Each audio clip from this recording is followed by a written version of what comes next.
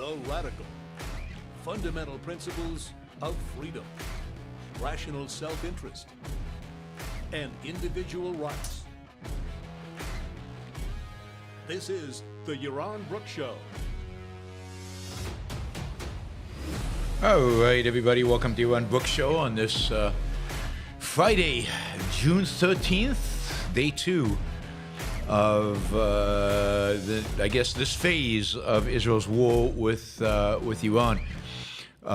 Day 2, I fear there are many more days to come still. All right, we'll be talking today about what happened a few minutes ago, Iran's response to last night's and this morning's attacks by Israel. And we'll also rewind to what happened yesterday and go over that in more detail. We'll also talk about what comes next. I think what comes next on Israel's part is going to determine how this all shapes out. We'll talk about the conversation that it seems that Netanyahu and Donald Trump just had, again, just a couple of minutes ago. And what next? And we'll see where that all takes us. And of course, I'm monitoring the different channels to see what breaking news is, and I will keep you updated as the breaking news actually happens. Probably go for about 2 hours. About 2 hours today. If we need to, we'll start this up again later tonight if there's something particularly.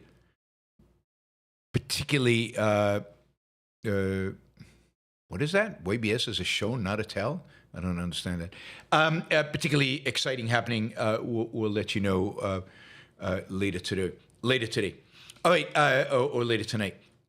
But let's jump in with what just happened. Iran launched 150 ballistic missiles targeted at Israel. Now, these are missiles that, they go up and they come down. And they go up and they come down very, very quickly. The only time you really have a real opportunity, given the kind of air defense system Israel has, to shoot these down is when they're coming down, when they're coming right at you. Israel has probably the best air defense system in the world right now, but 150 missiles, you're not going to be able to get them all. And indeed, several of those missiles made it through. One thing to note about Iran's ballistic missiles, these are not smart missiles. You saw Israel threading missiles into people's bedrooms, identifying the exact floor in which somebody lived, and destroying just that one apartment, just destroying that one bedroom and killing just those people. These are crude ballistic missiles. They go up, they come down, wherever they drop, that's where they are. They're generally targeted, but they're not specifically targeted. About 50% of the time, they drop within a 900-meter radius of where they're targeted, and the other 50% of the time, they drop outside of the 900-meter radius. So, no, this is not a precision. These are not precision weapons at all. They can lob them into Tel Aviv, and they can argue they were targeted military facility, but it really is meaningless. Anyway, 150 ballistic missiles basically targeted at civilian populations in Israel. Tel Aviv, some were targeted to the north. It's hard to tell at this point, or I haven't seen any numbers in terms of how many of those missiles actually landed in Israel. But we do know of casualties. That is, as of a few minutes ago, there were 41 people who were hurt from this attack. 2 are in critical condition. And a number of people in kind of medium, different levels of hurt. Most of the casualties are in apartment buildings that were hit by this and collapsed. One apartment building in Ramat Gan is a source of a significant number of these casualties. I think about half of them, and there still might be more casualties. That is, search and rescue operations are still happening as we talk in terms of trying to identify if there are any additional victims involved in this. All right, let's do this. I just have to stop to get rid of somebody. All right. Again, Israel, civilians die when Israel bombs cities, and when Israel bombs targets, but they die not because they're being targeted. Israel targets is very, very precision-oriented, and they are targeting specific targets, specific either enemy sites or particular people they want killed, people who have the responsibility for developing nuclear weapons, or the responsibility for the killing of Israelis, and the responsibility of funding Hamas and Hezbollah, the responsibility of killing Americans. These are the people Israel has killed. They are precision bombing nuclear facilities, missile sites, and other military sites all over Iran. Iran has no choice but to just lob whatever they have into the state of Israel, and the consequence of that are going to be just indiscriminate civilian casualties. Again, 150 missiles were lobbed. We'll see how many of them were shot down and how many of them actually fell. Also, it could be that some of the injuries are not from the missiles, the ballistic missiles themselves.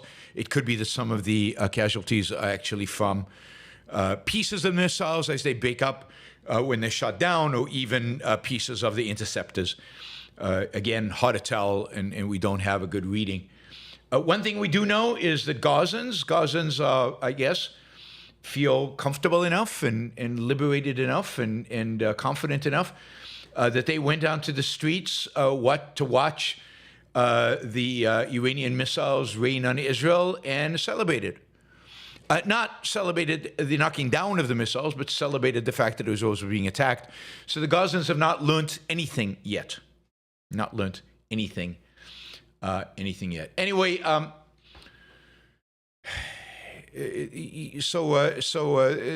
is the damage so far.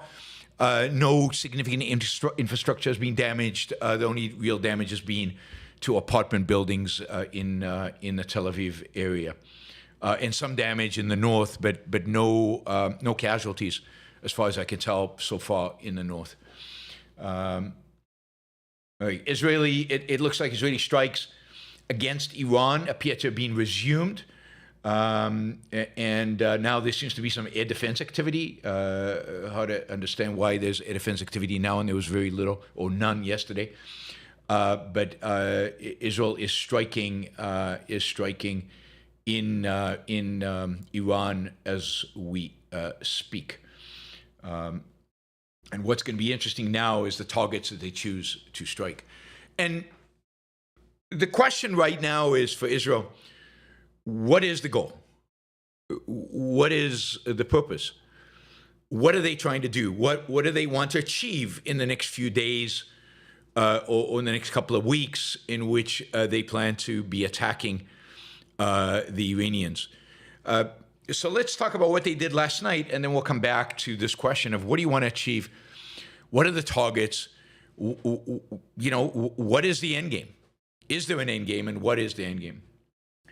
So yesterday, as I reported, I think live as it was happening, and continued into the night, was a pretty impressive attack by the Israelis, primarily from the air, primarily with the Israeli Air Force, about 300 planes, or 200 planes, sorry, in spite of what I said last night, we're talking about five different raids. There were actually only 5 different waves. There were actually 3 waves of attacks last night, basically taking out leadership with Iranian leadership, particularly military leaders, but also senior nuclear scientists, Overall, at least 20 senior leaders in Iran were taken out. In an amazing intelligence feat, the Israelis knew that as they knew exactly where the entire Air Force Command would aggregate together, what location they would go to plan to start planning the defense and the response to Israel. Israel waited for them all to get there and then blew the place up and killed pretty much the entire leadership of the Iranian Air Force. So that that was a huge achievement, and they've taken out again much of the senior leadership of the Iranian Republican Guard, Revolutionary Guard. Sorry, I don't know why I keep saying Republican Revolutionary Guard, and much of the Iranian regular military has been taken out. Although, again, Iran is a very big place, 90 million people. It has a very large military. The Revolutionary Guard is a large institution. All these senior officials will be replaced. It will take some time, particularly in the Air Force, where it was such a thorough decapitation. Many of them will be replaced. More valuable, in a sense, are the nuclear scientists. Those cannot be easily replaced. But it's also not clear at this point whether Iran needs them. We'll get to that in a minute. Israel did that, but it turned out also that Israel had Mossad agents and potentially special forces on the ground in Iran. Those special forces had actually smuggled into Iran drones, and they were launching drones from the ground, from within Iran, that were taking out a variety of ballistic missiles sites and other sites within Iran. So again, the ability of the Israelis to put basically militarized people on the ground there to facilitate, to give them equipment, to provide them with drones, and then to actually execute on that is, truly amazing. It's an incredible and amazing military feat.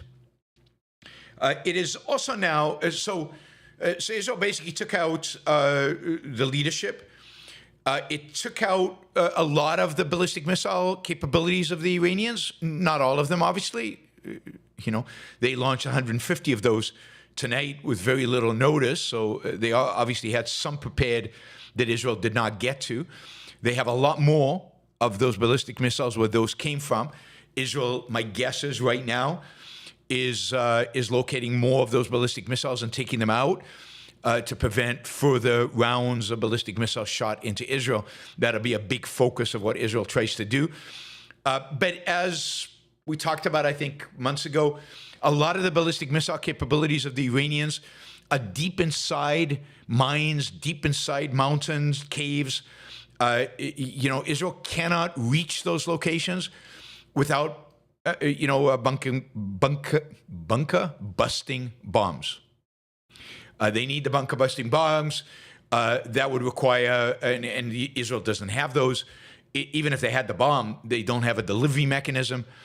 The only way to deliver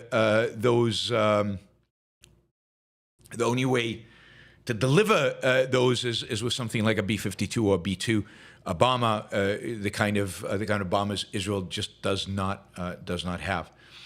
A lot of the ballistic missile inventory, a lot of their launches are hidden. And I think beyond the regular reach of the Israeli Air Force. They can do a lot to make it very difficult to get there, and I'm sure they're trying. But again, it's going to be very difficult for Israel alone to destroy all of Iran's ballistic missile capabilities. Israel also attacked a number of nuclear facilities that the Iranians have. In a sense, they attacked all the nuclear facilities that are what you would call low-hanging fruit, the things that are above ground, the places where it's easy to bomb and to do real damage. The Nanats nuclear facility is a good example of that. It looks like it was thoroughly destroyed. Indeed, There are people today arguing that in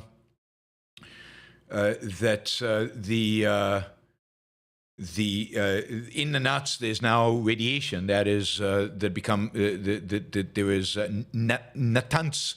There is now radioactivity from whatever nuclear materials were there that have been now released through the bombing. No, Bibi and Trump, it doesn't take one event to redeem you. You have to redeem yourself over a much longer period of time than just one event. I talked about Bibi last night. I don't want to talk about him too much. But no, I mean, they did something good. Cool. Trump and Bibi. Netanyahu did something good. Does that wipe out everything bad they've ever done? Of course not. I mean, it's just one good thing versus many, many bad things. And we'll talk about how good this good thing is and where we go from here in a few minutes. It does seem like Trump was in on this all along. That is, he knew that this was happening, but participated in the effort to deceive the Iranians. The Iranians did not expect this, did not see it coming. Trump played the part of, all the media reported that he had told Netanyahu not to attack Iran, that he was against it, and all of that. So there certainly was a whole level of deception leading up to this that Trump was a part of, and that played a crucial role in particularly being able to decapitate, to get rid of the Iranian leadership. The Iranian leadership, because they were sleeping in their beds, they were in unprotected facilities where it was relatively easy for Israel to get them and to kill them. So Trump participated in it. The United States is helping Israel defensively. It participated tonight in helping Israel try to knock down the missiles out of the air, which is good. But Trump has been very clear, and I think you never know because they've deceived us once already before, so who knows? But at least according to reports coming out of the phone call that happened a few minutes ago between Trump and Netanyahu, Trump has basically said, "This is your war. We will provide you with weapons. We will provide you with some defensive capabilities, but we will not participate offensively." And the Iranians were smart tonight, not going after American troops, not going after American facilities, not going after American air bases, leaving Americans out of this. I think with the hope, and I think with the hope that this will convince Americans to stay out of this and not to be part of the offensive operations, because Iran, I mean, we'll talk about this, but Israel has limited capabilities in terms of taking out the Iranians, all of what Iran can do. The United States doesn't have limited capabilities. They can really destroy all of Iran's nuclear capabilities. Israel is releasing now, like a minute ago, details about their strike on the nuclear technology complex in Isfahan. The strikes dismantled a facility producing metallic uranium. It destroyed infrastructure for converting enriched uranium, laboratories, and additional infrastructure at Isfahan. So Israel is going, again, relatively low-hanging fruit. This is above ground. This is not deep down inside a cave somewhere that is impossible to get to. It'll be interesting to see what Israel is attacking right now. All right, so look, yesterday I was very positive and optimistic about what Israel has achieved, and what Israel has achieved indeed is amazing. It's stunning. This will go down as one of the great military operations in history. I'll double down on what I said yesterday about the Israeli military being pound for pound the best military in the world. The Israeli Air Force and the Israeli intelligence being the best in the world. given their size. It doesn't mean you would want to take on to compare to the United States, but given their size, they are by far the best in the world.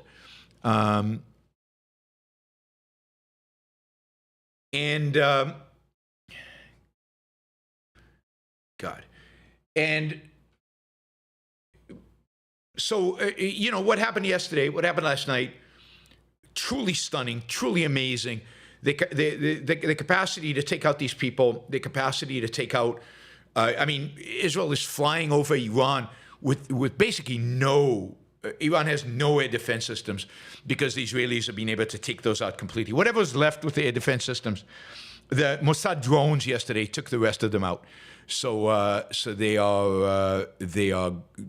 basically gone, and Israel is flying over Iran, basically free of all fear or risk of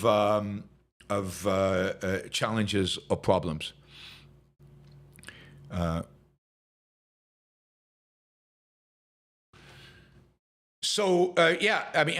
Whatever it was brilliant and incredibly successful. To the extent that it was applied. But the real question is what happens now? The main Iranian nuclear facility is a site called Fordow, F-O-R-D-O-W. Fordow is deep in the mountains and is it's about 100 meters, at least 100 meters deep. Into the rock, into a mountain. This is where the significant part of the uranium enrichment is happening. This is probably where they are keeping the uranium that has been already enriched to a relatively high level. I'm going to do this. I'm going to say this. I'll say, and then I'm going to Bob, who's on there, and Edward, Bob and Edward. Slow down. If you're going to post at this level, I'm going to block you. You can't just overtake the entire chat and just dominate it. I will just block you if you continue like this. So either slow down or you're gone. Your choice. Anyway, Fordow is deep into the mountain. Israel, could probably harass it, block the entrance into it. Who knows how many entrances there are? It could probably try to destroy the ventilation into it. It could do a lot of damage to it, and I'm sure they're going to try, and they have tried. But what they can do is destroy the facility. They do not have the 35,000-pound bunker-busting bomb that will actually go in and destroy it, right? And pull it, tear it apart. That only the United States has. Israel does not have that capability. And then the question is, what do they do? Now, there is the potential to actually put a ground team on and take out the facility with a special forces team on the ground. Israel did this in Syria in September of 2024, September of last year. Israel put a unit on the ground in Maysaf, Syria, where the Iranians were building a production facility for precision missiles to strike Israel from Syria. It was, again, deep in the ground, not as deep as this is, not as deep as Fordow, but pretty deep. Israel placed, flew in with helicopters, special forces teams. They went into the facility. They blew it up from within. They took a lot of valuable documents, a lot of incredible intelligence, and they blew the place up from within. And is that a model that Israel could use on Fordow? Well, it's a challenge if they want to use it, right? Iran is very, very far, much further away than Syria is. Getting there is going to be a challenge. Now, Israel has shown the ability to put troops on the ground in very distant places. The Mossad agents got there, and potentially special forces are already in Iran. So it's quite possible that they have already teams there in Iran ready to go. I don't know. It's possible that they would do that, but it's also true that the Syrian facility was relatively lightly guarded. There weren't that many troops around there. Iran has a big army. I think I said that before. The Iranian Revolutionary Guards are very big. Wanda Freeman says Azerbaijan is near. In the past, rumors had it that Israel could fly into Iran through Azerbaijan, and that is, of course, possible. They could fly in from Azerbaijan to the Fordo facility and fly troops in there. I don't know if Azerbaijan is willing, but they might be. Israel helped them defeat the Armenians. They did that with Israeli technology and Israeli weapons, so they might be willing. Israel could fly them in and use special forces to take out the Fordo facility from within, but much more difficult, much bigger army, much more challenges. And here you would expect some combination of bombing to maybe whittle down or maybe destroy the military capabilities in the surrounding area before any special forces troops went in. But then who knows what's inside? How many troops are inside? And this time, whereas with Syria, I don't think anybody expected Israel to go in there. I don't think anybody Israel knew that the facility existed. Here, my guess is, as of right now, this is what Iran expects. So, you'd expect them to have put a lot of troops there. Anyway, a difficult operation, a very difficult operation. Rumors are right now that the Iranians might... So this facility still has not been destroyed. So we know that Israel has not attacked this facility. I think Israel was hoping that an Iranian attack on American forces today would lead to the United States joining the operation and joining Israel in going after the Iranians, and they would take care of it. That does not seem to be happening.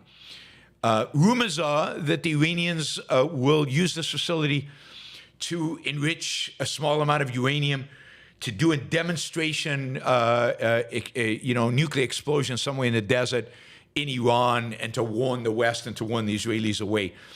So that, that could be in the cards. I think it's doubtful.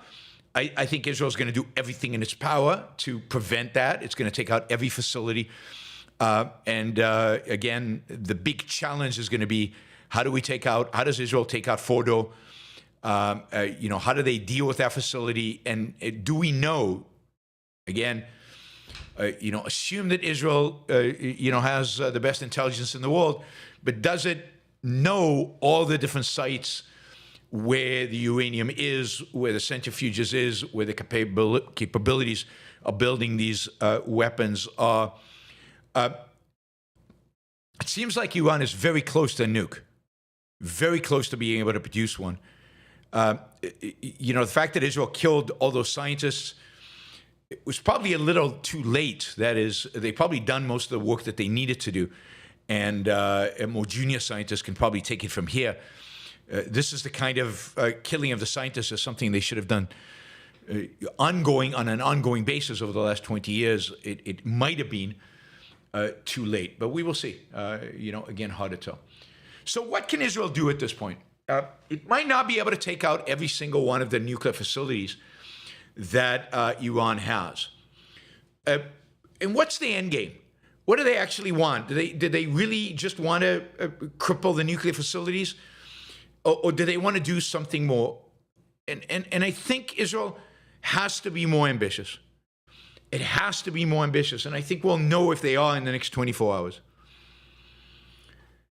Israel has to seek, in one way or another, a regime change in Iran. Now, they're not going to do that by putting troops on the ground. They're not going to do that by, by actually engaging directly in regime change. They have to provide the Iranian people with the incentive. They have to provide the Iranian people with, with the trigger to cause them to do the fighting. Maybe even the military itself to say enough is enough and to replace the mullahs. And to do that, Israel has to hit them really, really, really hard in the economic sphere. I mean, and what I hope Israel is doing right now, or what I hope they will be doing over the next 24 hours, in spite of the fact that I think this will make Donald Trump unhappy, is Israel needs to take out the entire oil infrastructure of Iran. They need to just destroy it. Start with the island. There's one facility. I've talked about this for a couple of years now. There is one facility that is responsible for all the oil exports that Iran has. It is in the Gulf. It is on kind of a semi-island. And Israel can go there and it can be destroyed within hours. And that basically cripples, destroys, incapacitates the Iranian ability to export oil. But they could do more. They could destroy whatever refining capacity Iran has. They can go to the oil fields itself and put them ablaze. And by doing that, they basically destroyed the Iranian capability to bring in money. And, it will spiral Iran into a major economic catastrophe, which will drive a lot of Iranians into the streets, and will drive a lot of Iranians into the streets demanding a regime change. It's what, Israel could take out power plants. It could shut down electricity. It could take out the infrastructure that makes life possible in Iran today. And this is what it has to do. I do not think Israel can actually take out the entire every aspect of the nuclear facilities that Iran has. Maybe they can. Maybe I'll be proven wrong, but I don't think they can. They have to be more ambitious. And that ambition demands that they go after the infrastructure of that the Iranian regime keeps in order to sustain its people. They have to make it so that the Iranians rise up against their own regime. If the mullahs survive this, then they will start from a negative position, but ultimately they will resurrect everything, and maybe this time they'll just go to the North Koreans and buy a bomb. I don't know. Or, by the way, the Pakistanis. Pakistan is the one Islamic country that has nukes.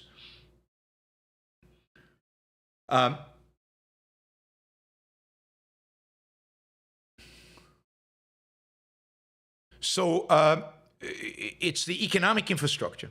The economic infrastructure that Israel needs to devastate, destroy to the best of their ability. And there is a chance, supposedly, this was the message they sent the Iranians yesterday. If you hit our population centers, we will go after your economic infrastructure. But this is what has to happen. And I think we'll know if Israel is willing to do that, or if Trump is willing to let them. And maybe we're beyond that. Maybe they're not asking permission from Trump anymore. But that I think is the next phase of what needs to happen. Maybe they'll continue to try to take out the various nuclear facilities, and they'll definitely try to take out as many of the ballistic missile sites as possible, in order to prevent another attack like we saw tonight. But beyond that, I think what they need to do is take out the economy, take out the Iranian economy, destroy, incapacitate the Israeli economy. Right now, we're seeing footage from Tehran, basically anti-aircraft guns. That's what they can do, is fire anti-aircraft guns into the sky over Tehran. They have no real sophisticated air defense systems that they can utilize. And again, Israel, even with sophisticated air defense systems, has been very good at being able to handle them and divest them. So a lot of shooting into the air over there in Tehran going on right now. I think more symbolic of we're trying to do something, than actually achieving anything. In one of the damaged areas, I think this is Hamagan, the crews are still searching to make sure no one else is trapped or injured. Children are being evacuated from there. Elderly people are being taken to hospital. So there are injuries without any question. Let's see, what is this? Okay, Azerbaijan, we talked about Azerbaijan a minute ago. Azerbaijan is facilitating the evacuation of foreign nationals from Iran through their border crossing. So they make it possible for people to leave Iran through Azerbaijan. It's the one border that's relatively safe, and you don't want to evacuate to Iraq, and I don't think you want to evacuate to Afghanistan. On the other side, the one easy border to evacuate to a fairly civilized place is Azerbaijani border, from where you can fly to Europe and anywhere else. Okay, what else did I want to say about these attacks? So again, what Israel does next is going to be crucial, and whether they're willing they're willing to attack Iran's civilian infrastructure, primarily the oil infrastructure, is going to be key. One dramatic chart that Israel has published is the Iranian regime senior commanders kind of list. That has, let's say, 3, 6, 9, 10, 11 commanders listed. Of those, 1, 2, 3, 4, 5, 6, 7, and one question mark, 7 of the 11 senior commanders in the Iranian military have been taken out by Israel. Pretty impressive. It very much looks like what they did with Hezbollah, just they did it much quicker. And much easier. It seems like yesterday or last night, as Israel was attacking, Iran was getting set to counter with ballistic missiles, and those Mossad agents on the ground took out the ballistic missiles that were about to be launched. They took them out last night. The story about the Mossad, it turns out they established a base of explosive drones in Iran, with drones smuggled into the country long before the attack.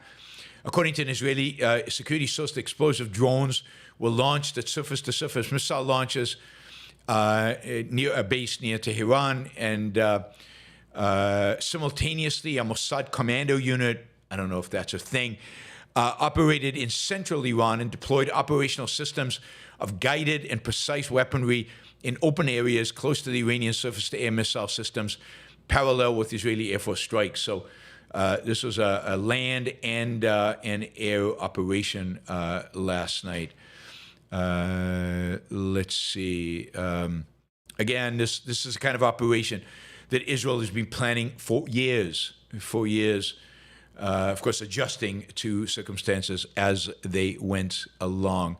One of the people killed last night was the chief negotiator with the United States on the nuclear deal, Ali Shamkhani, the Supreme Leader Khamenei's top advisor and Iran's lead nuclear negotiator. He died of injuries that he sustained last night from the Israeli assassination. Hezbollah yesterday announced that it would not respond to Israel's attack on Iran. This is like an earthquake. This is a shocker. The whole point of Hezbollah was to respond to an Israeli attack on Iran. It just shows the extent to which Israel has completely paralyzed Hezbollah, and the extent to which Hezbollah now is beholden to the Lebanese. The Lebanese government yesterday announced, or last night said, they will not allow Hezbollah to launch against Israel. Somebody launched some missiles from Lebanon into Israel, but it was a small attack and not of great significance. Anyway, Hezbollah is out of this, this combat, and that is due to what Israel has done over the last months. And as I said, the Israeli military, Israel in particular, when it comes to how they dealt with Hezbollah in Lebanon and how they now are dealing with Iran, it is pretty spectacular. And they have done a good job, and there's no question.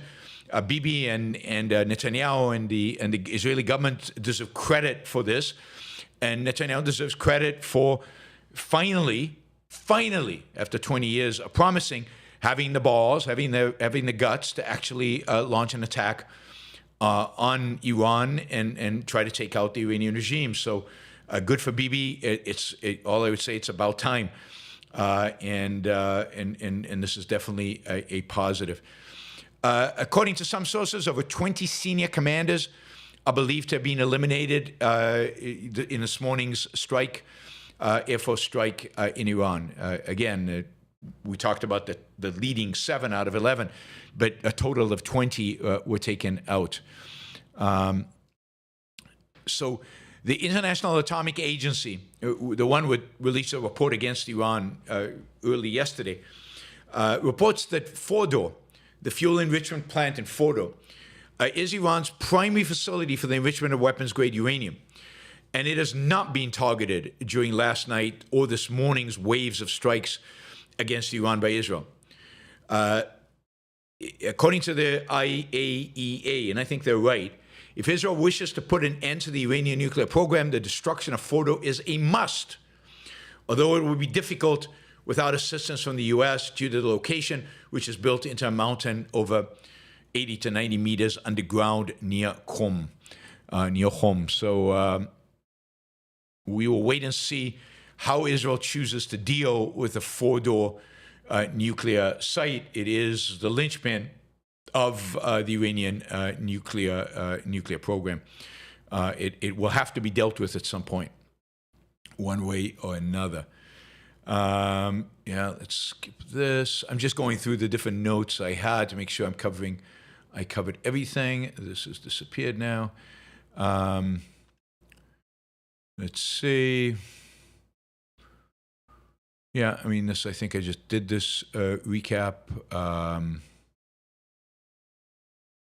I mean, looking back from a strategic perspective, Iran and Hamas's decision to launch October 7th does not look like a particularly smart strategic move looking backwards. Basically, Iran has lost its entire influence in the Middle East as a consequence of Israeli actions since then. Let's see. Nothing. Is that true? Let's go there. I'm just checking to see if there's anything breaking. CNN, this is from 20 minutes ago. I don't know if this is right. CNN reports that Israel is likely to decide to expand the scope of its airstrikes in Iran as a result of the Iranian ballistic missile attacks against Tel Aviv and Jerusalem. Apart from military target sites such as oil and gas facilities, as well as ports, will be hit. You could say, inshallah, that means God willing, but it's not God willing. The Israelis willing. Hopefully, that is exactly what they will do. That is what they need to do.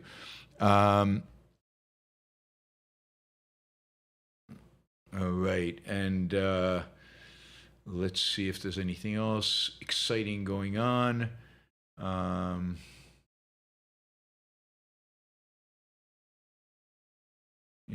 We'll get to this in a minute. All right, let's see. Let's cover more of this. I think we covered all of that. I mean, they keep showing pictures of smoke coming out in the vicinity of Fordo. My guess is that is the Israelis attacking military positions in the Fordo area in preparation for going after the underground complex. None of these attacks, supposedly none of these attacks yet have been on the underground complex itself. Some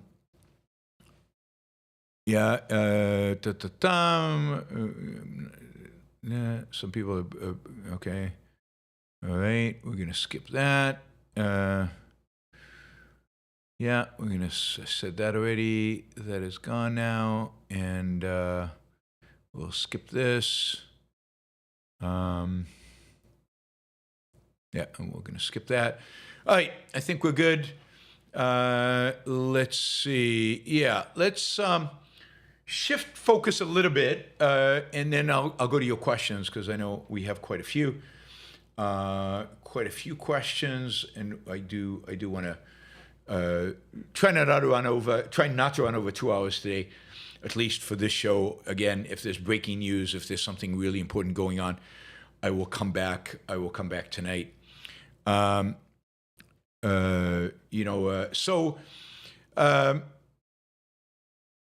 Let's see. So I wanted to talk a little bit about the people who hate Israel, and this is unfortunately a vast group out there on the internet and in the capitals of a variety of different countries. They're really all over the place. You've had several international leaders now call for de-escalation.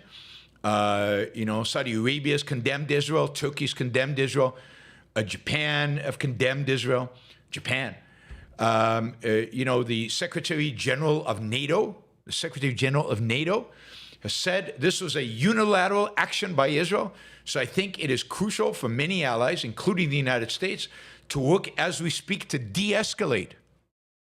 No. This will only be successful if we increase escalation, not if we de-escalate. I mean, the West just doesn't get it. They don't get the importance of taking out the Iranian regime. They never have. This was much more important than Iraq. This was much more important than Afghanistan 23 years ago. This is it. This is the battle. This will determine the future of Islamism and its threat to the West, including Europe. I know Saudi Arabia condemned the Israelis' attack. I'm sure they're celebrating in the background because they know. I mean, Saudi gets this. As I said last night, if Israel can take out Iran, it takes out the #1 sponsor of Islamism in the world. If Israel can take out Iran, it takes out the one inspiration, ideologically, inspiration for the Islamist movement, whether Shiite or Sunni. It takes out the #1 funder of mosques. It takes out the #1 funder of radical Islamists all over the world.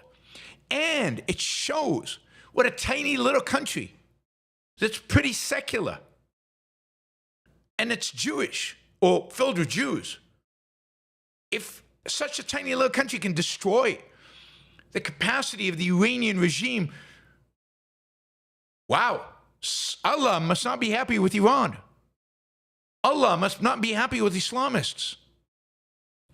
I mean, just like the 1979 rise of Ayatollah Khomeini to power symbolized the beginning of the spread, the radicalization, the militarization of the Islamist movement. The fall of the Islamic regime will be the beginning of the end of the Islamists, and this will save Germany, it will save France, it'll save the United Kingdom, it will save Europe, and it'll make Saudi Arabia a lot safer. So this is the time to do it. The West should be all in. What have they got to lose? Russia's not going to join this. China's not going to join this. Imagine if the West right now said, you know what, you're right. Right? It's time to take out the Iranian regime and end this Islamist threat to the West. It would be a revolution. It would be the beginning of the rebirth of West. It'd finally find a spine. Finally be fighting for something. And against a real, not a fictitious enemy. A real enemy. And if the West did this, if the US joined Israel, if Europe joined Israel, Russia would take a step back and say, whoa, these guys are serious. I mean, this is an historic opportunity, a true historic opportunity for the West to stand up to the Islamist threat in their midst, to the Islamists in Europe, by destroying the #1 funder, the #1 promoter, the #1 inspirer of Islamism in the world. And they are cowering. Don't escalate. Please, just don't escalate.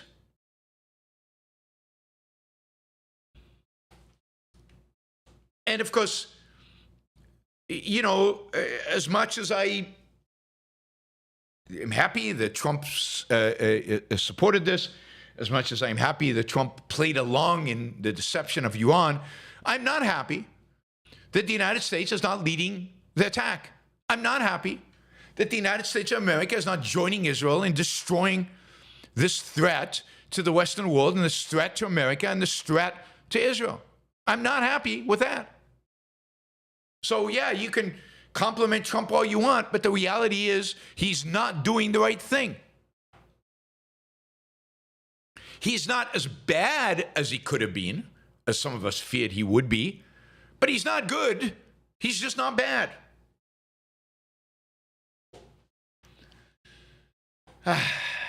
In American Conservative today writes, it's difficult to escape the sense that it didn't have to be this way. The U.S.-Iran deal-making process had shown promise at various points, and it remains obscure what changed between then and now. What will happen next? I doubt that anyone at this point will openly say that the U.S. should commit to an increased troop presence in the Middle East to support Israeli operations against the Islamic Republic. Donald Trump in particular knows that a fresh ground war is political poison. Nobody even is asking for a ground war. No, we'll start with air support and maybe some bunker busters, because for all its vaulted military-industrial base, somehow Israel just can't make a bunker buster big enough to get those reactors. This is the American Conservative. And if it were to pursue regime change, who would replace the Ayatollahs? The Shah? That would be okay. Whose family's police state was so hated that Khomeini seemed preferable? The other bizarre mix of Islamists and Marxists, miraculous secular liberal democracy with Western-style human rights norms. None of these options seem both likely and desirable. Each would demand American support up to and including direct military intervention. Really? While the course we are on staves off the already distant prospect of Iranian hegemony, it will egg on Islamic terrorism and tempt hostile action on the sea lanes as Iran and its proxies seek leverage against their enemies. If the conflict is inevitable, the American message must be clear. This is not our war. That is modern conservatism for you. Isolationism. We don't want anything to do with it. They killed Americans. Oh, that's okay. Right? So, you know, and the defeatism. We can't do it. We can't succeed. We're going to fail. Who's going to replace the Ayatollah? Better the devil we know than the devil we don't know. Oh, my God. What is going to happen? And the lack of trust in the Iranian people and a lack of following what's actually going on in Iran, a lack of knowledge of what the Iranian people actually would like, or what a significant number of Iranian people, but just the pathetic cowardice and lack of principled thinking. It is exactly this appeasement of Iran that leads to Islamism. It's the appeasement of Iran that leads to their aggression. It's the appeasement of Iran that encourages Islamic terrorism all over the world. When you are tough with terrorists, it declines. When you appease them, it increases. Why do Islamists think they can take over Europe? Why do Islamists go to Europe with anticipation that they can turn Europe into an Islamic state? Because of people like that. Because the West is so cowardly, it won't stand up for itself. Yes, we'll round up poor Mexicans or Guatemalans or whoever, or Venezuelans who are working for a living, trying to take care of their family and have jobs. We'll round them up and put them in deportation camps and send them away. That, we're brave. We are very, very courageous at sending fully armed, militarized ICE agents into Home Depot to arrest their employees. We're good at that, yes. Yeah, conservatives are fantastic at going after hardworking, family, focused people who don't look like them. but actually go after people who are killing Americans, actually go after people who pose an existential threat to the West, actually go after people who actually constitute the ideological enemy of the West. Oh no, we don't want to upset them. They might actually launch some terrorist attacks against us. Ground troops, can't have ground troops. And who would rule them? I mean, whoa, there's nobody. I mean, imagine, how about this? How about this as a scenario? You get rid of you take out Khamenei, and you take out the senior leadership, and the Iranian people. What if the next stage is the Iranian parliament gets together and says, you know what, we've screwed up. Let's appoint as our new president, the supreme leader, moderate. Still a mullah, still supreme leader and stuff, but a moderate. Somebody who doesn't want to develop nuclear weapons, somebody who doesn't want all women to cover over their faces and everything. And let that moderate then phase in slowly over time a more liberal, more open, freer Iran. Is that a possibility? Could that happen? Maybe we even could identify some potential people that might be and help them out, send a little few dollars here and there. Really? We are not capable of that? The Mossad can put people on the ground with drones in Iran, but, we can't predict what will happen in Iran. Let's not go there. Let's not do it. But let's arrest hardworking, so-called illegal immigrants all over the United States and put them in camps. That we should do. That conservatives get excited about. They get thrilled about. You should see Stephen Miller. I mean, he gets sexually aroused from the idea of pummeling defenseless immigrants. That's what gets him off. And it seems to get Edward off as well. Here's Tucker Carlson. The real divide isn't between people who support Israel and people who support Iran or the Palestinians. The real divide is between those who casually encourage violence, and those who seek to prevent it. Between warmongers and peacemakers. Who are the warmongers? They would include anyone who's calling Donald Trump today to demand airstrikes and other direct U.S. military intervention in a war with Iran. On that list, Sean Hannity, Mark Levin, Rupert Murdoch, Ike Perlmutter, and Miriam Adelson. At some point, they will have to answer for this, but you should know their names now. In other words, we just need peace with Iran. You remember when Trump left the deal with Iran? Remember when conservatives were critical of Obama for cutting a deal with Iran? You remember how conservatives were flipping out about Obama daring to have a deal with Iran? By the way, the guy who did the deal for Obama back then is on Twitter all the time, bemoaning what Israel is doing, thinking it's horrible. He sounds exactly like these conservatives.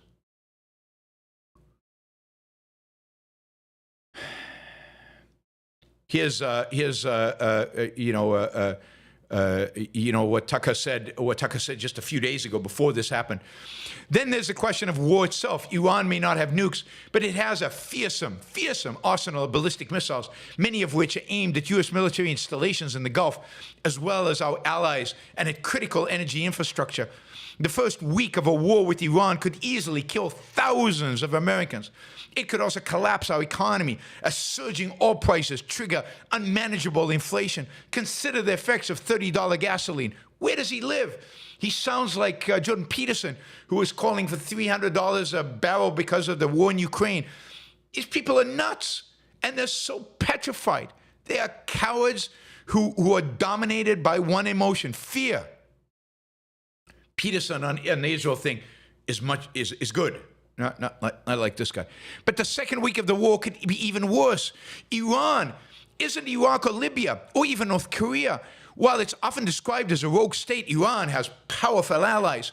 It's now part of the global bloc called BRICS, which represents the majority of the world's landmass population, economy, and military power. Iran has extensive military ties with Russia. It sells the overwhelming majority of its oil exports to China. Iran isn't alone. An attack on Iran could easily become a world war. We'd lose. Talk about panic and hysteria and just pathetic arguments. I've talked about this. There's no way China is going to risk anything by coming to Iran's aid. Iran means nothing to China. It's a source of oil, but China can buy oil from other places. China cares about low oil prices. It doesn't care about where it gets it from. I mean, it likes Iran because Iran is a thorn to the side of America and a distraction for America. And it allows China to do what it does in the Pacific. But it's not an existential ally to which China is willing to actually go to war. Russia, weak Russia is going to come and defend Iran? It can barely defend itself. And it has, again, very little interest. It's already got the Iranian plans for building, drones, and it's building them in Russia and North Korea. It doesn't need them to be built in Iran itself. And which allies other than that does Iran have? BRICS? Brazil is going to go to war with the United States. Absolutely, Brazil. That's the country. South Africa. Brazil and South Africa will jointly operate military operations against the United States. I mean, do they even know what they're talking about? When they say BRICS, do they know who that's referring to? Do they have any concept? Of course not. I mean, they're motivated by one thing, and that is to make you afraid so that they can get their agenda across. And their agenda is an agenda that is pro-Russia. It's an agenda that's pro-Iran. It's an agenda that fundamentally is an agenda of anti-America. America is a shriveled giant, hunkering down, afraid to do anything in the world because, God, we might upset somebody. God forbid we might upset somebody.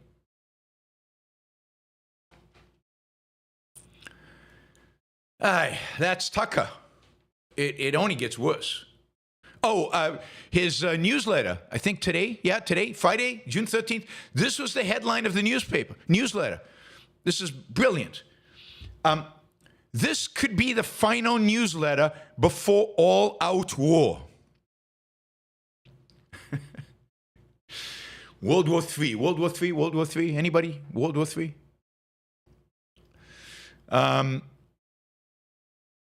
What happened here? God. Let me just see if I have this. Candace, my friend, Candace Owen. The most predictable, plausible, war, the most predictable war plausibly ever. I'm so sick of Israel and those who pretend its actions are normal or even remotely justified. This country has bloodlust like no other. Have an issue with this tweet? Literally, I do not care. Think defending Israel's demonic actions is going to guarantee you a spot in heaven?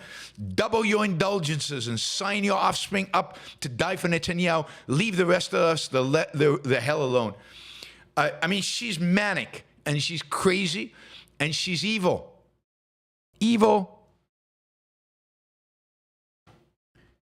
But she has millions and millions of followers. Millions and millions of followers. Who else did I want to do? Yeah, this is super disappointing. But here's one that's just too good not to read. Talk about anti-Semitism. You can't script it better.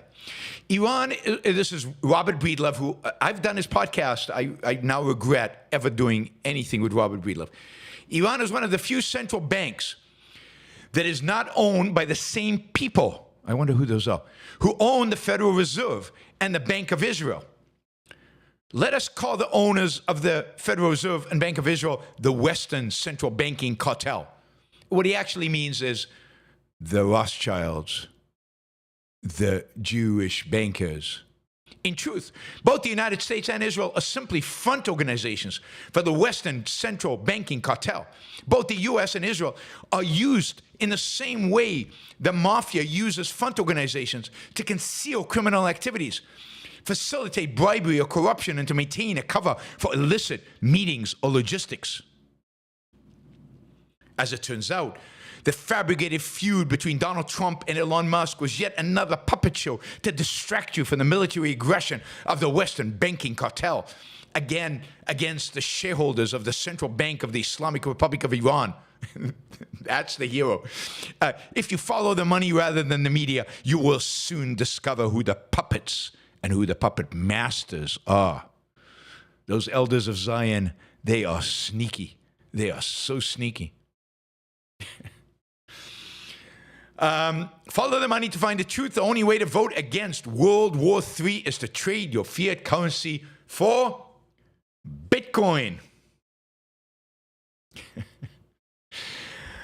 Oh, God, these people are crazy. I did not realize how anti-Semitic, truly insane, conspiracy theory weirdos these people are.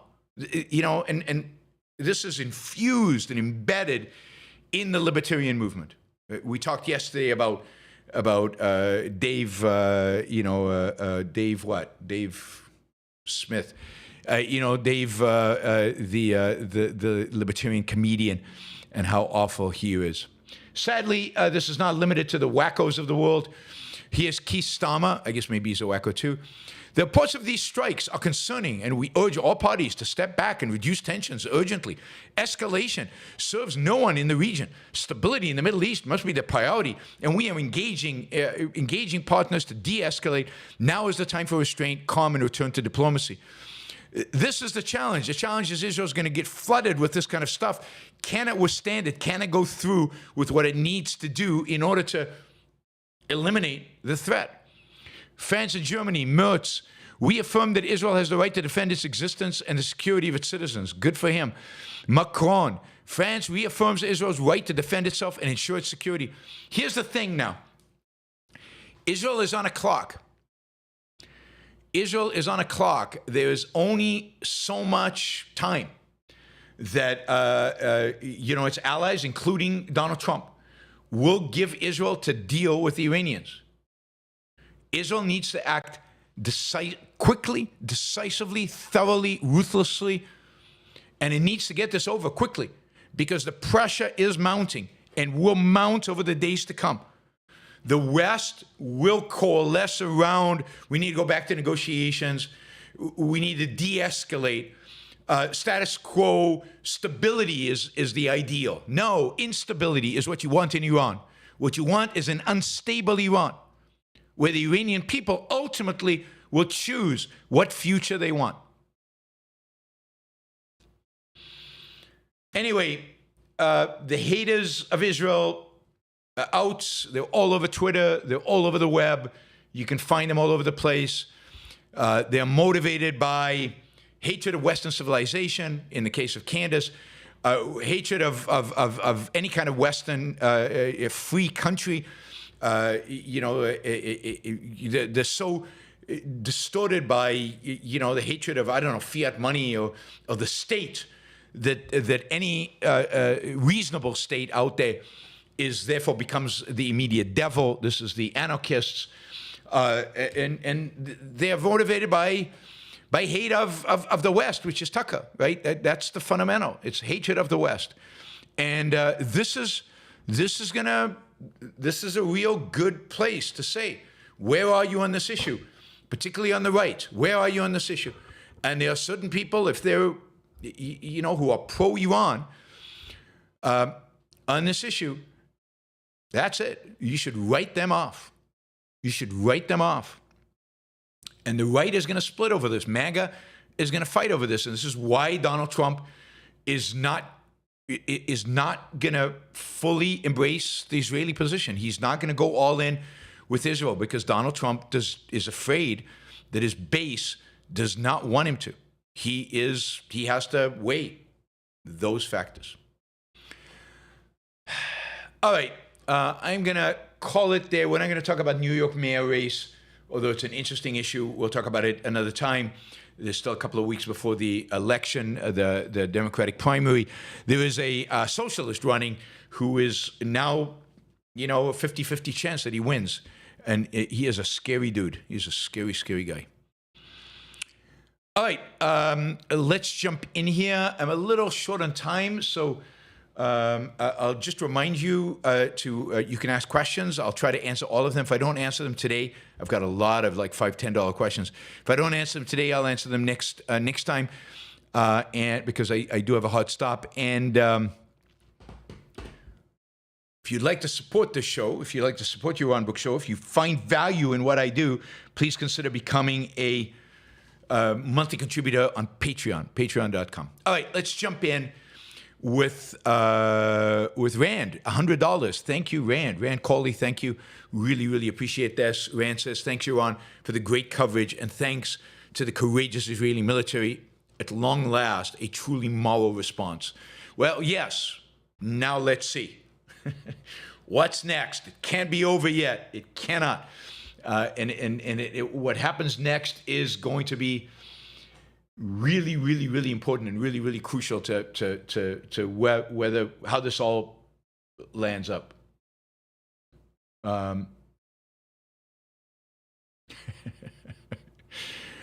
I just opened Twitter. And the first thing that jumps up to me is there's this march to Gaza that is happening of European leftists who are the Greta type, and they are basically trying to go through Egypt.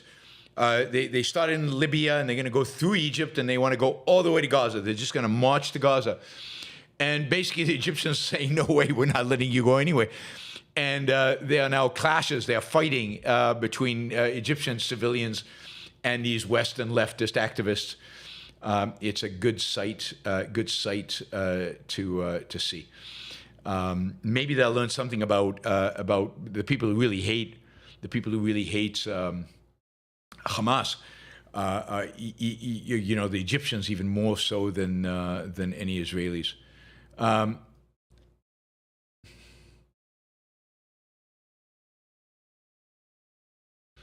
All right, let's see. Oh, this is nice. Okay, so one of the generals that were killed last night, Husseini Salami. Somebody showing a photo of him in 1979. He had just kidnapped a female servant from the Shah's palace. He and his fellows there dragged her through the streets, shot her, burnt her alive while everybody was watching and cheering. Now some people in the West are sad to see him dead. Pretty pathetic. Let's see. I don't know about that.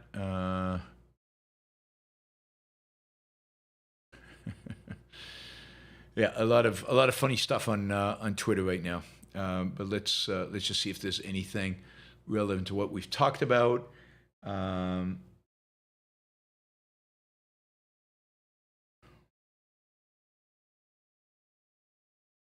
The Iranians are bragging about the outcome of what they did, and everything that they launched. Let's see. A huge explosion in the Kurdish city of Ilam in western Iraq, near the border with Iraq. It's not known what caused this, if it was an Israeli airstrike or falling debris. Drone interception off the coast of Eilat, probably from the Houthis,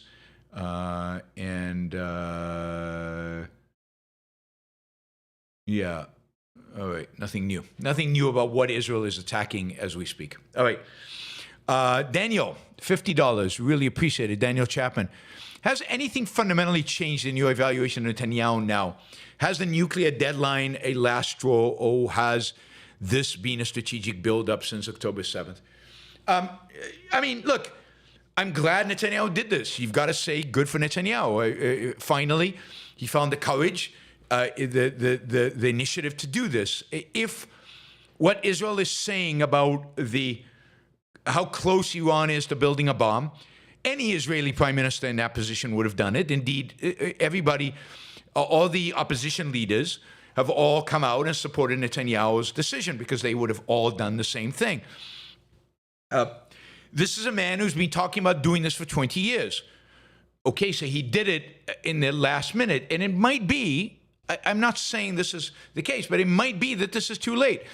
That is, there is a real possibility that Iranians already have some uranium, and there will be a test explosion of an atomic bomb out in the desert somewhere. I don't think so, but maybe. They waited the last minute. Why they did it now, they didn't do it last year, I don't know. Maybe there's strategic considerations for that. So you have to give him credit for doing this. Does this wipe out my criticism of him that goes back to his first prime ministership, which was in the late 1990s? Does this wipe out the years of looking the other way as billions and billions and billions of dollars went into the Gaza Strip? Does it wipe out the years and years and years of looking the other way as Hamas built tunnels all over Gaza? Does this wipe out the fact that he looked the other way as Hamas lobbed missiles into Israel on a regular basis? Does this change my evaluation of his ignoring Hezbollah arming itself to the teeth in Lebanon? Yes, Israel dealt with it, but should it have even gotten to the point? Could it have been prevented? And at the end of the day, does this wipe out the responsibility I hold Netanyahu for October 7th? Because he looked the other way for so many years over all this. So yeah, he gets a positive notch. He gets credit for what he just did. Does it wipe out all my criticism for the last 27 years of him as a prime minister? No, it does not. I still think he should resign. I still think he should leave. I still think there are other qualified people who could take his place. He doesn't need to be there. He is not the only person who could save the state of Israel. He's not a messiah figure, as he would like to present himself. There are other capable people who could do the job. And it's time they got that job, because it has to be recognized that his failure was October 7th. It was under his watch that Hamas built the capabilities. It's under his watch that they executed. It was under his watch that Israel ignored warning signs that it was going to happen. IDF confirms the interception of 3 drones launched by either Iran-backed Houthis in Yemen or Iran earlier off the coast of Eilat and along the border with Jordan. I didn't mention, but overnight, early this morning, Iran sent 100 drones towards Israel, all of them knocked out of the sky by Israeli, American, maybe even British and French pilots, certainly Jordanian. Jordan took responsibility for downing some of those drones. So the drones flew over Jordanian airspace. Jordan, to their credit, participated in taking them down. And yeah, none of those drones made it to Israel. These 3 drones, again, were shot down. It's very difficult to get drones past Israeli defenses. And they're slow.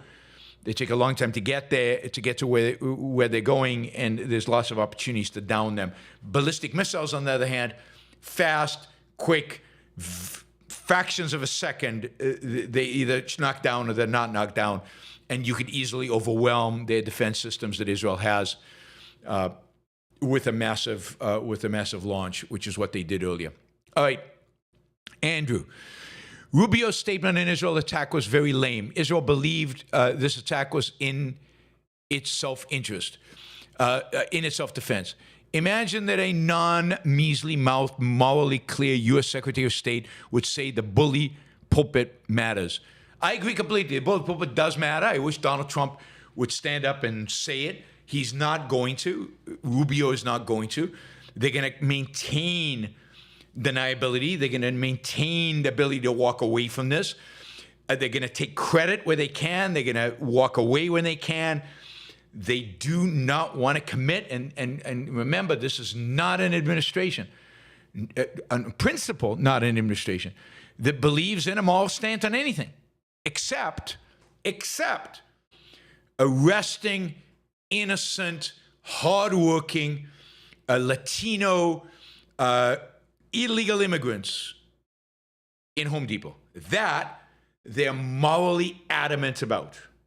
But when it comes to defending America, not so much. Not so much. Fizzled. Candace Owen posted this. Our foreign policy is dictated by Israel. Trump will continue to do as he is told by Netanyahu. We are a colony of Israel. Yeah, I mean, it's the Jews. They control the world, and they're in charge of everything. And yeah, I mean, they're running everything. I mean, Candace and Breedlove, they all agree on one thing. The Jews run things. They never let me in on it for some reason. I'm not Jewish enough, I guess. They never let me on in the running things part of it. All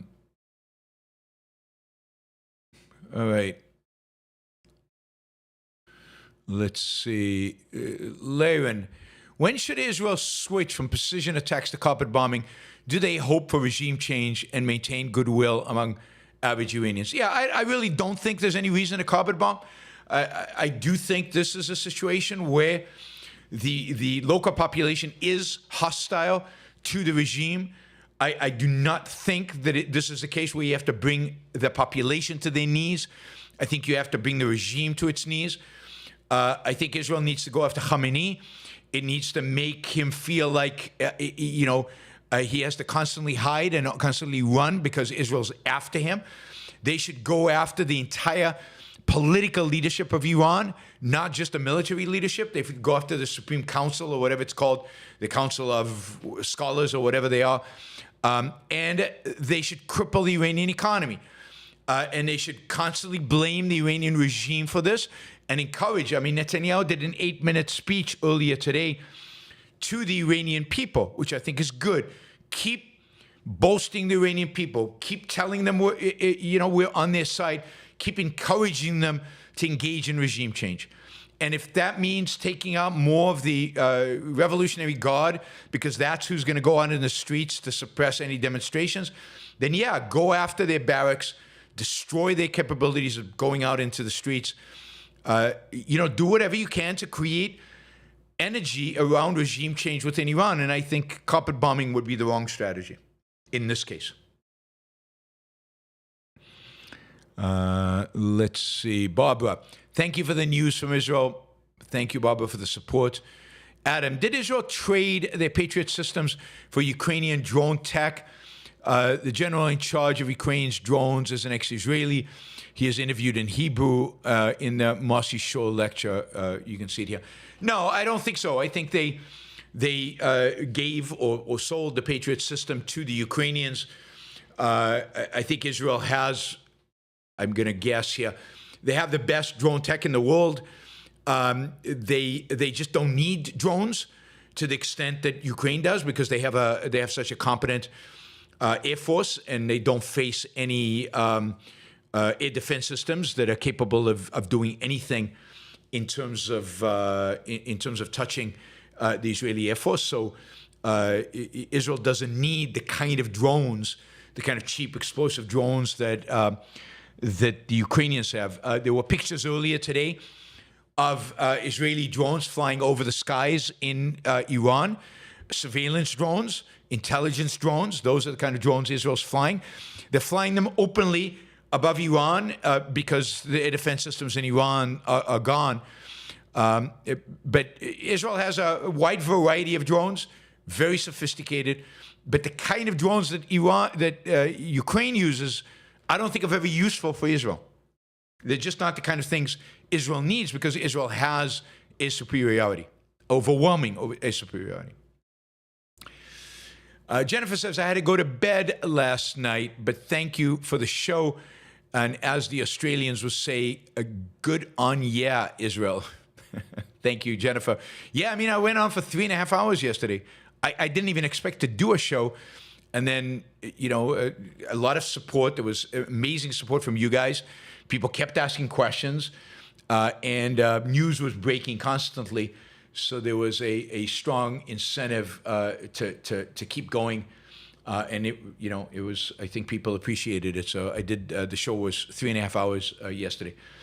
If anybody out there, I don't know, there's a guy asking about civilian casualties in war. If you're really interested and not just here to spam or to troll, then I have an essay on this. The best thing to do is to Google Yaron Brook, Just War Theory. Yaron Brook, Just War Theory.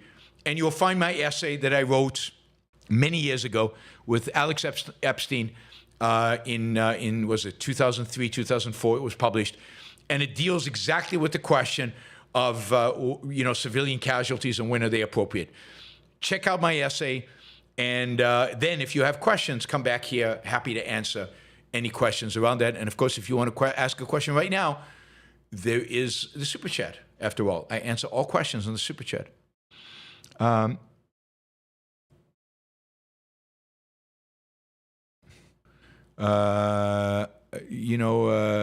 Humble says, thank you, Yaron. Thank you. Erika says, Ayn Rand Center UK did 7 straight hours yesterday, Yaron. I mean, the reality is that to match my 3.5 hours, you've got to do at least 7 hours. I'm kidding. I mean, I'm sure they did great, but good for them. I'm not in competition with ARC UK or, for that matter, anybody else. Miroslav just put up the link to my essay. If you're interested in my position about civilian casualties, you've got the essay right there. You can read it. And again, come back with questions. Happy to answer the questions. I have a pretty radical position about it. Michael. Subject, Milei just spoke at the Israeli parliament. He did, just like 2 days before, about moving the Argentinian embassy from Tel Aviv to Jerusalem. Yes. His moral defense of Israel and free markets has been truly inspiring. Yeah, I mean, Milei was in Israel. He spoke there. He spoke at a university, I think the Hebrew University in Jerusalem. There were long lines. I mean, most of the people who came to talk couldn't get into the auditorium because it was filled. So his speeches were very, very popular. Again, thumbs up to Milei for going to Israel in such an hour. Thumbs up for Milei for all his support for Israel. He is a real hero. Michael, have Israel's strikes been so devastating Iran is unable to launch any significant counterattacks? Will the regime collapse or become more rabid?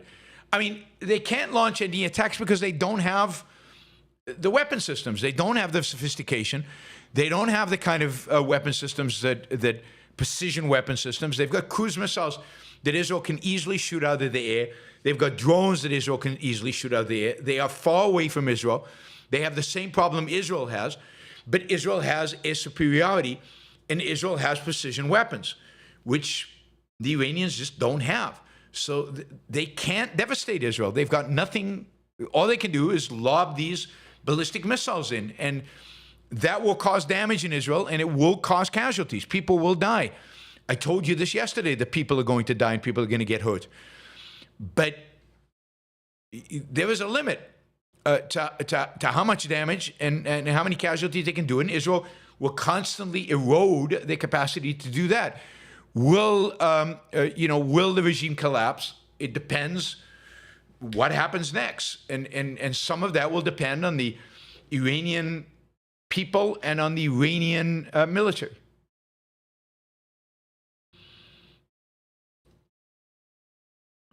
Right, so, again, hard to tell, fog of war, all of that, but Tehran's air defenses are being deployed as drones, missiles, and fighter jets can be heard across several parts of the city, according to NBC News crews in Tehran.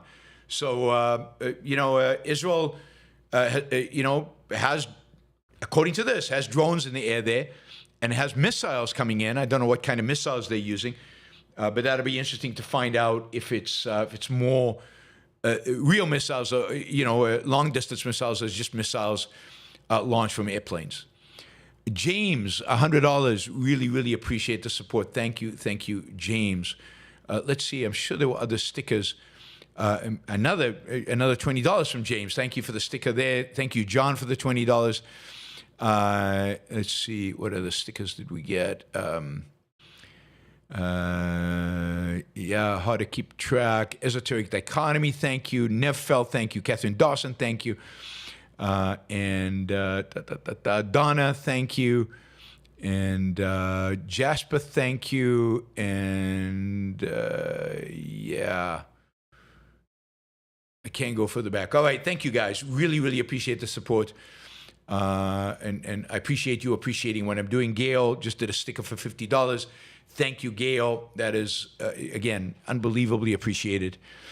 Liam says, this is what next never again looks like. Yes, it really is. I mean, we'll see. This is what the first stage of never again looks like. Never again is a slogan in Israel for never another Holocaust. Another Holocaust, Israel will never allow that to happen. They will fight, and they will fight next time. And this is stage one of that. They have to keep it coming. They have to keep it going, and they have to thoroughly defeat the Iranian regime. They have to bring about this regime's collapse. And James, how likely do you think the Middle East will look in? How likely do you think the Middle East will look in August? How does this change Saudi, UAE, Kuwait, Jordan, and Oman's relationship with Israel? Well, I mean, again, let's see. If the Iranian regime actually collapses and it moderates in some way, then I think Saudi Arabia, UAE, Kuwait, Jordan, Oman, all of these countries will thank Israel profusely. And I think you can expect by the end of the year or early next year a peace deal between Israel and the Saudis. And I think this is a real change in the Middle East. Now, I don't know that this is a change long term because Saudi Arabia is still a kingdom. These countries are all still authoritarians, and they're still Muslim. And how deep the change will be is hard to tell. But in the medium term, certainly in the short and medium term, it's a complete game changer, and potentially long term a complete game changer. And of course, if Iran ultimately becomes a relatively free country, then all bets are off, because then it becomes a new model. I never thought, going back to 2001, I never thought America could bring democracy to Iraq. Democracy was not, I did not believe, ever possible in Iraq. The ideas, the mentality, too primitive, too tribal, too Muslim, too Islamist. I don't have the same, I never have the same views of Iran. I think in Iran, freedom, liberal democracy, if you will, can thrive. Iran has strong Western leanings. Iran was a civilization. There's a real ancient civilization there. A civilization that thrived before Islam. And when Islam rose, it was the Persians who dominated the Islamic empires. So there is a culture there. There is an educational system there, and there is from the Shah's days, there is a certain love of the West there, and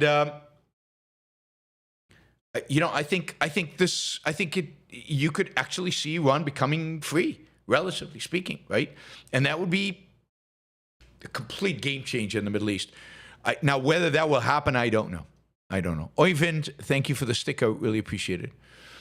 I wonder if the mullahs are making escape plans. Do you know where the mullahs are going if Iran collapses? Does anybody know where the mullahs have invested their money and have a lot of real estate and have a lot of bank accounts and a lot of established connections, but a lot of real estate? Canada, Toronto.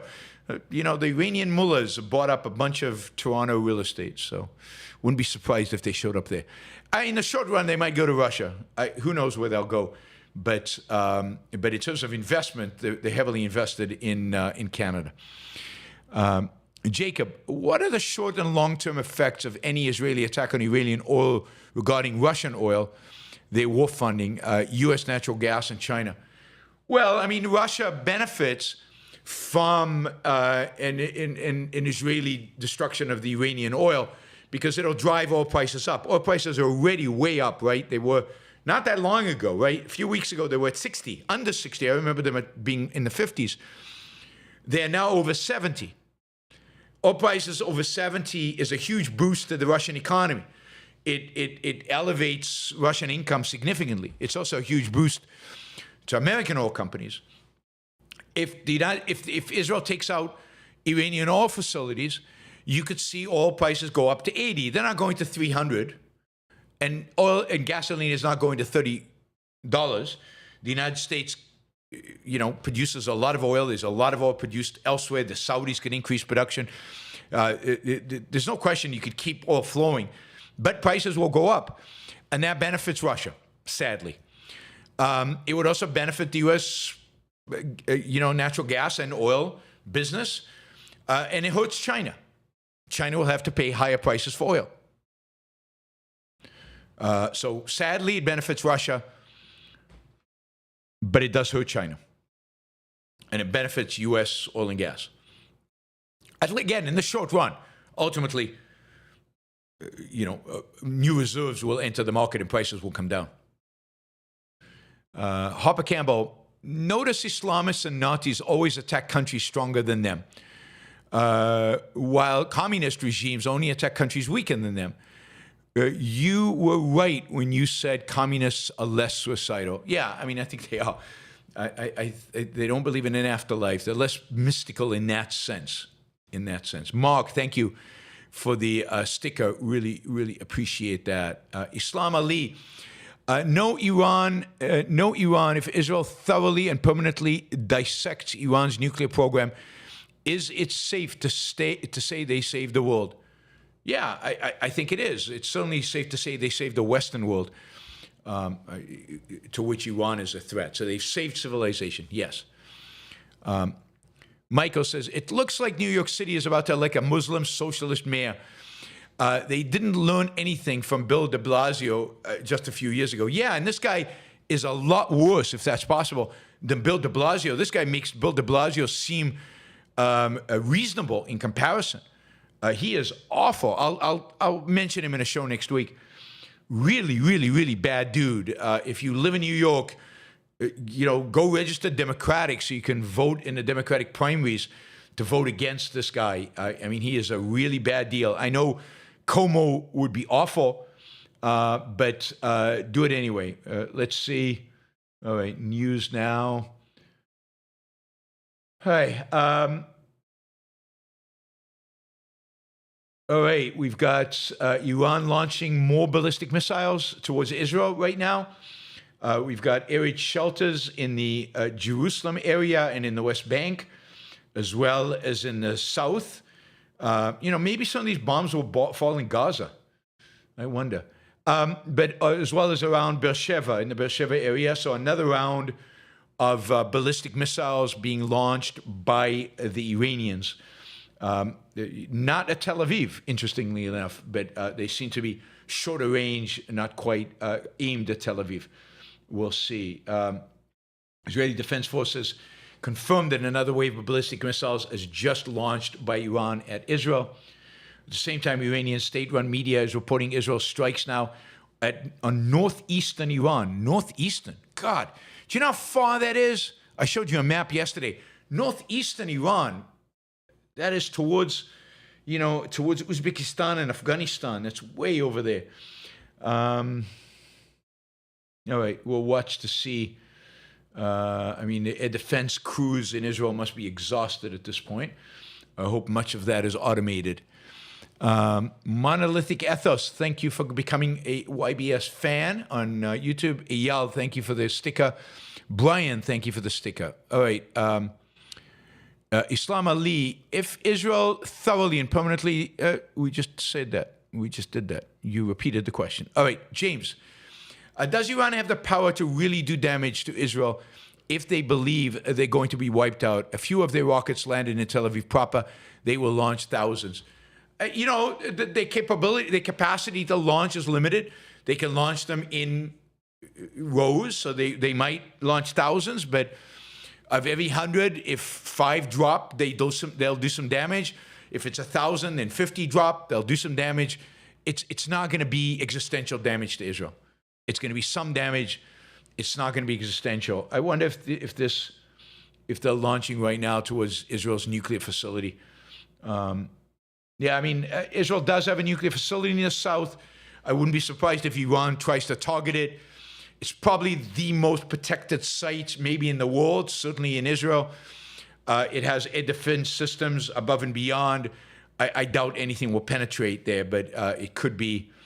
Somebody's saying a big flash in Hebron just now. Hebron, of course, is a Palestinian city. And it could be that one of these has landed. They do seem to have targeted kind of the West Bank as part of this. So it could be the Palestinians take the brunt of this. All right, James, how does all this impact Ukraine? Will Russia help Iran? How does China view all this with America being distracted in Europe and Middle East? I think China, it worries because what you're seeing here is the overwhelming superiority of American and Israeli tech and military tech over anything I think the Russians certainly have, and potentially what the Chinese have. I think anytime the West is strong, it causes somebody like China to step back and hesitate. So I actually think this is good news, holding them back. I think this hurts Ukraine only in the sense that oil prices are higher. Russia has more money. It sustains its economy for a little longer. And maybe Trump and Bibi were good guys after all. No, they're not. Neither one of them. Certainly not Trump. And no, I mean, one good deed does not wipe out thousands of bad deeds. And Trump has done nothing here that is spectacular in particular. But Anne is one of those people who will defend Trump and basically defend anything I'm against. Islam Ali, Israel's history of imposing a successful occupation sucks. So if Israel dissolves the Iranian military and our political leadership, what comes next? Well, Israel can't occupy Iran. I mean, it's too far and too small. Israel shouldn't try. It shouldn't put ground troops, except special forces. Israel should not occupy Iran. It can't. It's operationally impossible. So Israel needs to let the Iranian people figure out what's next. Hopefully, Iran appoints some moderates to lead it into a new era. Nathan, why was Iran so quick to confirm the deaths of some of its leaders last night? Wouldn't they want to conceal that for as long as possible? I don't know. Hezbollah was doing the same thing. So I guess it's very hard to conceal these things in the modern era of the internet. So why fight it? Could be one explanation, but I don't know otherwise. Why doesn't the U.S. sell Israel bunker busters? This is Evel Key. Even if they did, Israel does not have a way to deliver the payload. It does not have an airplane that can carry a 35,000-ton bomb. Israel does not have a B-52 or a B-2. It's never thought it needed it. Airplanes that size. And I don't think it's ever tried to buy one from the United States. I don't know. It's possible Israel could put it on a warhead and use it with a ballistic missile. But I don't know that it has a ballistic missile with the kind of power to launch a 35,000-ton bunker-busting bomb. Don't think so. Adam says, I had to edit out the YouTube part of the URL from Marcy Shore's lecture. Please feel free to put it back in. I will. Thanks, Adam. Andrew, thank God for unilateral, rational, selfish military action. Unilateral in this instance means one nation has the guts to defend itself and, by extension, defend all of us. Not your average algorithm. What makes Trump go along with this? What made Trump go along with this? I think he thought he didn't have much to lose. The negotiations with Iran were not going well. He saw intelligence that suggested that the Iranians were trying to make a fool of him. That is, while they were negotiating, they were building a bomb, and they might just announce that they had a bomb while they were negotiating, and he would be made to feel a fool. So I think that motivated it. He had given them 60 days. This is day 61, so he felt that corresponded with what he had promised. He'd given it a shot. He also preserved deniability.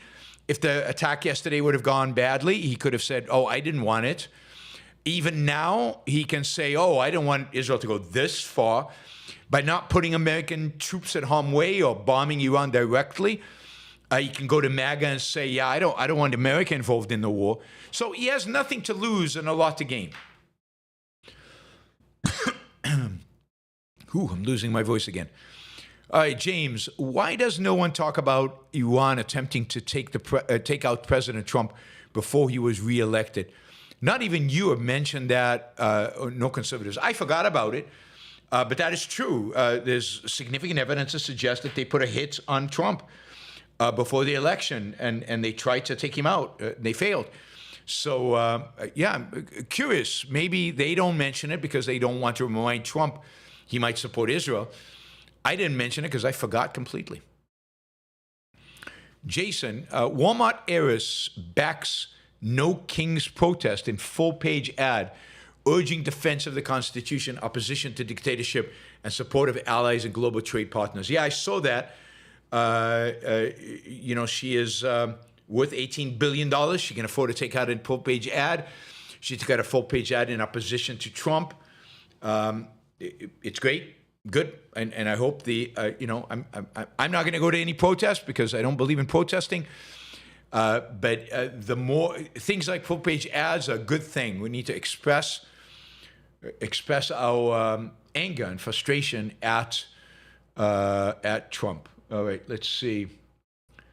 It looks like there was another direct hit on downtown Tel Aviv, even though interceptions seen in the sky of central Israel. Even though Tel Aviv was not a part of the red, they're showing a direct hit, although it looks exactly like the video there was hours ago. There was an hour ago. So but these guys know what they're doing, so I assume this is a real one. So let's hope there are no casualties from the direct hit in central Tel Aviv. Central Tel Aviv is a pretty densely populated place. So it's likely that when that bomb hits, it's likely that there will be casualties. All right.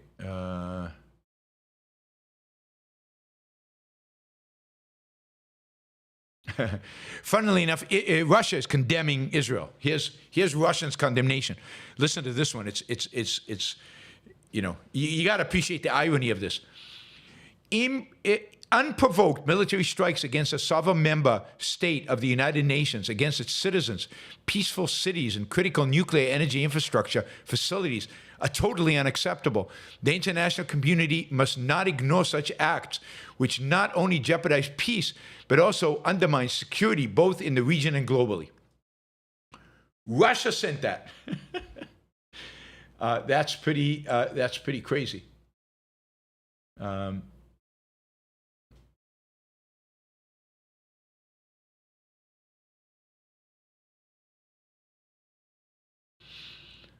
Yeah, the Iranians are claiming they shot down an F-35 with a female pilot who was captured. Untrue. It didn't happen. As far as I can tell, it is just not a reality. They're making stuff up.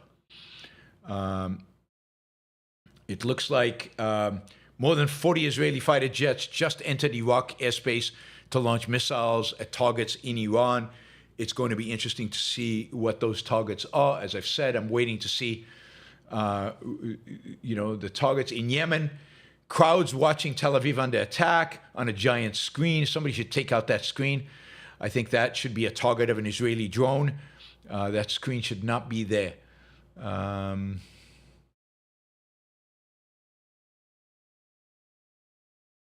all right.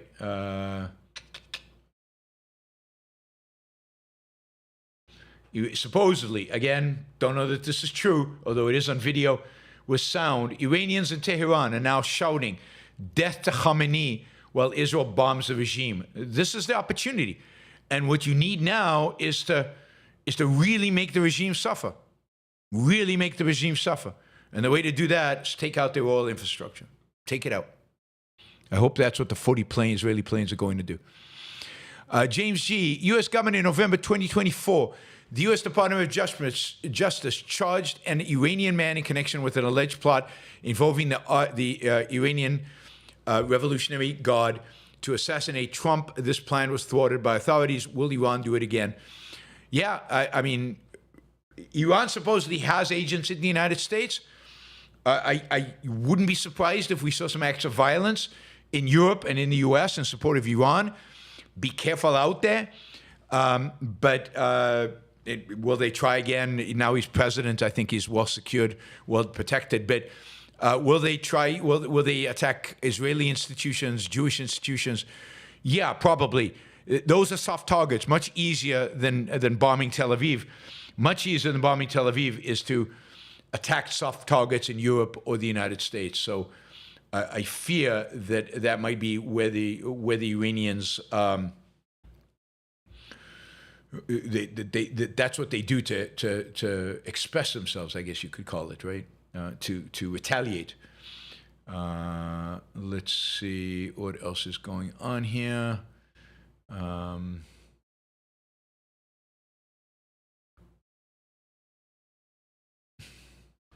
I mean, Iran cannot send a land army into Israel. That is the big difference. They could when Hezbollah was there. They could when they had troops in Iran, but they cannot do it now. They'd have to send a land army over Iraq, into Syria, into Iran. Syria would oppose it. Israel could attack them as they're traveling through Iraq. Jordan would oppose it. There's no route for them to actually send land troops into Israel. All right.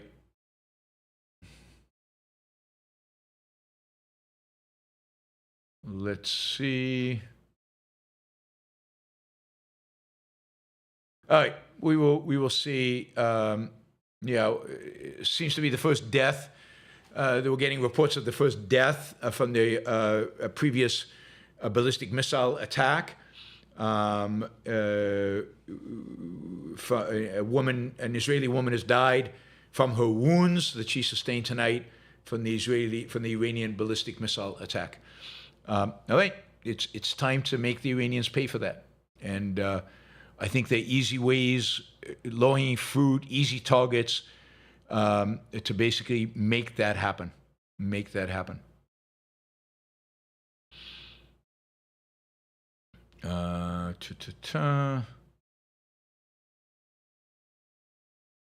Yeah, the only thing Iran can do, and this is what I think this is Iran's strategy. Iran has to keep this going long enough for international pressure to build up against Israel and to defeat Israel in that sense politically, to defeat Israel by getting Trump upset at Israel and getting the Europeans upset at Israel. And you can see, again, the conservatives and all the haters of Israel coming out and expressing themselves. All this is going to build, and it's going to be more intense, and it's going to be bigger and bigger and bigger. And that's what Iran wants. This is why Israel has to act quickly and decisively. It cannot drag this out. Cannot drag this out. Yeah, people are being idiots. People are standing in their balconies in Tel Aviv filming the attack, and this one guy almost got hit. I mean, the missile literally just was meters away from him. I mean, when they say go into shelters, they mean go into shelters. And most of the people who are getting really hurt are people who are not in the proper shelters. All right, Daniel, put in a good word at the Mossad for me. They must be having a blast, pun intended, at their job right now. I think it's a blast, but it's also very difficult. It's a very difficult time. They're putting their lives at risk. Don't minimize this because, and I'm not suggesting you're doing this, Daniel, but we see a lot of action movies. The action movies make this all look easy and make it look simple. These are people like you and me, and who putting their lives at risk and doing amazing physical and mental and emotional feats. And this is hard. This is hard, and it's draining, and and they don't know if they're going to be successful, and we still don't know what's going to happen. I mean, there are casualties. Their families are involved because their families are in Israel, even if they're in Iran right now. Whatever's going on, it's war. War is ugly and dangerous and horrific and not easy. Not easy. Linda says, "Long live Israel." Thank you, Linda. Let's see. Iranian media is now claiming they have launched missiles from a submarine in the Black Sea. Again, a simple reverse image check shows us that that these images are taken from a Russian missile exercise, not from anything that happened today. So you're seeing a lot of images up there. Most of them you shouldn't trust. There are a few trustworthy sources. A lot of sources, a lot of BS, particularly stuff being posted by Iranian bots, are complete BS. So a lot of stuff that you cannot trust. Yeah, here's an account saying, Tel Aviv is burning. Yeah, right. Anyway, yeah. All right. Yep, my family all in air raid shelters and have been for most of the night tonight. It's kind of terrifying. So far everybody is safe and everybody is doing okay. All right, I will be back later tonight if there's reason to be. But other than that, if not, I'll probably see you tomorrow. I'll probably be back at some point tomorrow or Sunday. So I will see you over the weekend. Thank you for all the super chatters. Thank you for being here and for sticking with the show. We had 800 people on Twitter and a lot of people on YouTube. Over 300 people at any given point in time on YouTube. Thank you guys. I will see you either later tonight or tomorrow. Bye, everybody.